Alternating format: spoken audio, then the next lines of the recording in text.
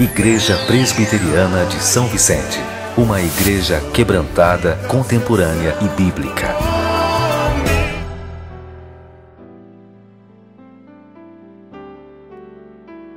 Hoje nós estamos encerrando a semana, ou o mês do lar, como eu disse. E a nossa última reflexão, propositalmente deixada para esse momento, é sobre o aperfeiçoamento. Esse deve ser um valor, excelência. Esse deve ser um valor do povo de Deus. O povo de Deus deve fazer tudo o que faz com excelência, com aperfeiçoamento. Ele deve se aperfeiçoar ao máximo, porque isso agrada a Deus. Porque, na verdade, antes de fazermos para nós mesmos ou para qualquer outra pessoa, nós fazemos para Deus. Então, agregue este valor à sua casa, à sua vida, à vida da sua família. O aperfeiçoamento pessoal de buscar, receber e transmitir conhecimento para que haja transformação na família em santidade e serviço. Como eu já falei de santidade no outro tema, hoje eu quero falar de serviço. Deixa eu trazer aqui uma experiência doméstica para vocês. Isso significa que essa experiência doméstica você também a teve, ou a tem, ou ainda a terá em sua casa. É o seguinte: você se lembra, você que é pai, que é mãe, de algum momento, ou você que é tio, quando você incentivou as crianças, quando você motivou as crianças, disseram para o seguinte: eu preciso contar com a ajuda de todo mundo. Nós vamos fazer um serviço aqui e eu quero todos me ajudando. Eu preciso da ajuda de todos. A primeira pergunta que vem é o seguinte: pai, mãe, tio, quando é que a gente vai fazer? Quando é? É agora? Que dia? Quando é que a gente vai fazer? Segunda pergunta: o que é que a gente vai fazer? Haja curiosidade. O que é que a gente vai fazer? Terceira pergunta: como é que a gente vai fazer? Podem levar isso para a experiência pessoal de vocês, que vocês vão lembrar-se disso. Você que em casa já foi incentivado pelos pais ou por alguém para desenvolver uma tarefa familiar juntos, você vai se lembrar que essa era a sua preocupação. Eu me lembro disso da minha vida pessoal. Me lembro disso com os meus filhos. Quando a gente os envolvia em algo, os incentivava em algo, eles ficavam tão motivados, tão curiosos, tão emocionados, que eles queriam saber quando, o que e como. Uma pergunta atrás da outra, não dá nem tempo de responder. E olha, como é impressionante, eles participam mesmo. Às vezes a gente até se irrita porque eles vão fazer coisa que eles não sabem, eles entram na frente, eles mexem em ferramenta que não é para mexer. Se for pintar a casa, então, é uma maravilha. Aí eles pintam o set. Pintam o rosto, pintam a roupa, pintam os móveis. Eles pintam tudo.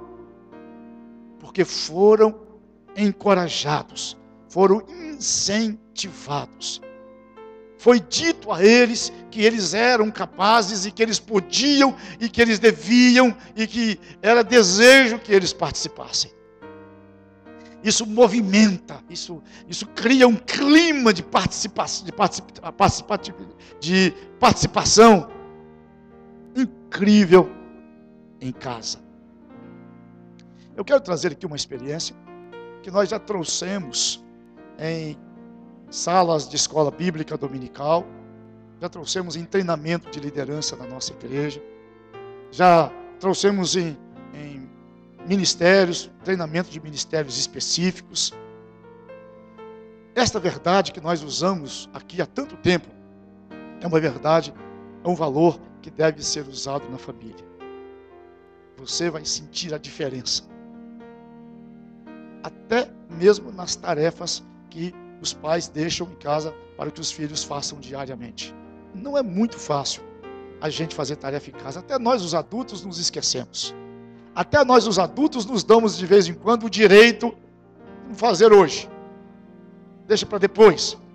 E a gente fica naquela expectativa que as crianças façam. Nós precisamos buscar aperfeiçoamento nosso pessoal, do homem, da mulher, dos filhos. Precisamos estar abertos para receber esse aperfeiçoamento, esse treinamento. Precisamos estar capacitados para transmitir esse conhecimento que nós recebemos, porque tudo isso faz parte de um processo de transformação da família para servir. Então eu quero trazer aqui essas 3 preocupações das crianças: quando, o que e o como. Sabe, irmãos, eu vou dizer a maioria, não posso dizer todos, porque existem pessoas que têm características próprias e têm dificuldades com o trabalho, mas a maioria dos membros da família desejam servir. A maioria dos membros da família sabe que ele pode servir. Que ele pode servir em casa, que ele pode servir na cidade e que ele pode servir na igreja. Este aperfeiçoamento será um incentivo, essa capacitação será um incentivo tanto para receber quanto para dar. Isto é, eu estaria aberto para ser trabalhado em relação a isso, e eu também estaria aberto para ensinar isso que eu aprendi. Assim, os nossos filhos estarão envolvidos com as necessidades da nossa casa, estarão envolvidos com a necessidade da nossa cidade, estarão envolvidos com as necessidades da nossa igreja. Os nossos filhos vão se oferecer como voluntários para os programas da nossa cidade. Os nossos filhos vão ficar felizes em desenvolver os seus dons espirituais na igreja. Nós também estaremos abertos para isto, como eles, se nós passarmos ou valorizarmos esse aperfeiçoamento. Há um ditado que a gente usa muito em casa: ninguém nasce sabendo nada. Todo mundo aprende tudo depois que nasce. E esse ditado é acrescentado por um outro que diz assim: a gente aprende até morrer. O dia que eu perder essa perspectiva de aprendizagem, o dia que eu perder essa perspectiva de receber aperfeiçoamento, de treinar, de aprender as coisas, eu perdi a perspectiva da vida. Mas olha, nenhum lugar pode transmitir isso, pode transformar isso numa verdade maior do que a família. Lá na família, lá dentro de casa, é o melhor lugar onde se pode fazer isso. Depois disso, eles vão se estender à cidade, vão se estender à igreja, e assim sucessivamente. Qual é o primeiro passo que a gente deve dar? É fazer um trabalho de reconhecimento na família, para descobrir o perfil de cada um. Cada um de nós é singular. Não existe nenhuma pessoa igual a outra em tudo. Nós já sabemos disso. Então, nós precisamos trabalhar, ajudar uns aos outros para descobrirmos o nosso perfil. Isso significa que eu preciso descobrir as coisas que eu gosto. Aquilo que eu faço com paixão, aquilo que eu faço com alegria, aquilo que eu faço até de graça. Quando estávamos ajudando o nosso filho a decidir que faculdade ele faria, ele já estava fazendo direito e estava muito triste, muito desalentado fazendo direito.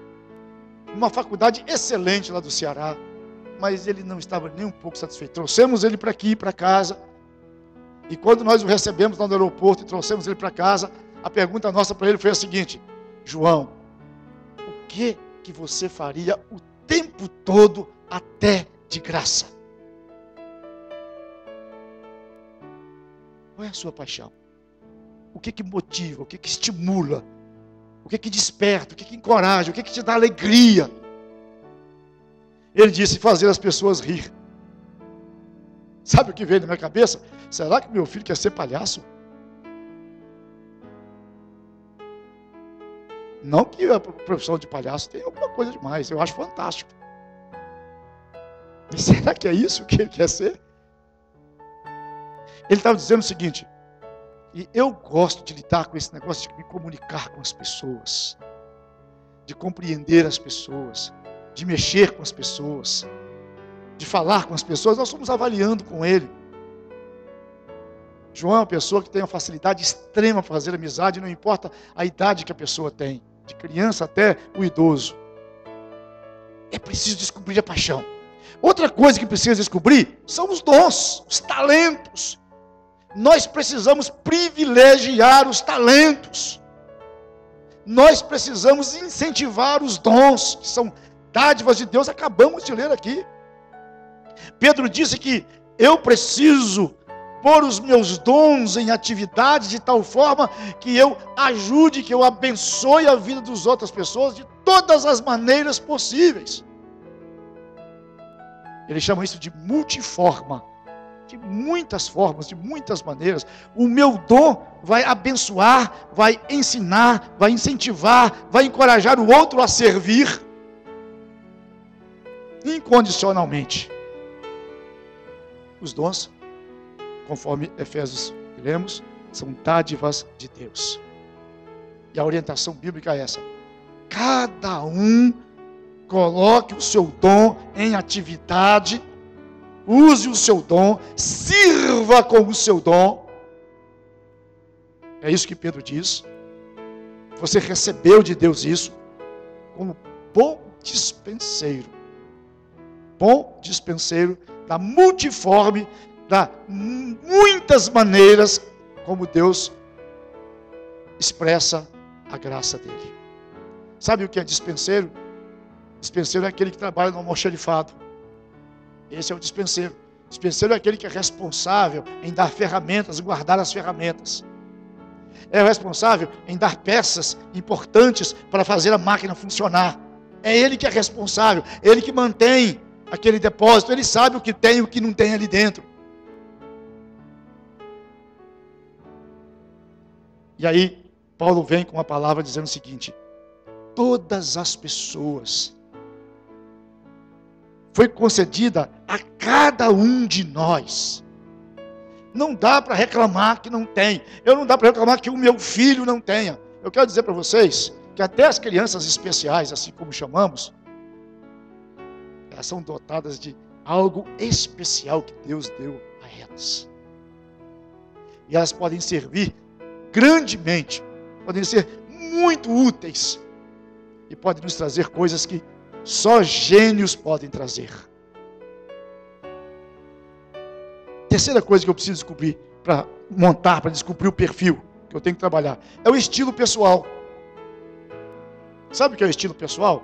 Tem gente que gosta de lidar com gente, e tem gente que não gosta de lidar com gente, gosta de lidar com papel. Tem gente que gosta de lidar com o conserto das coisas, fica ali isolado consertando as coisas. Tem gente que não gosta de lidar com o conserto das coisas. Tem gente que não pode ver uma coisa estragada que está lá consertando, porque ele gosta disso.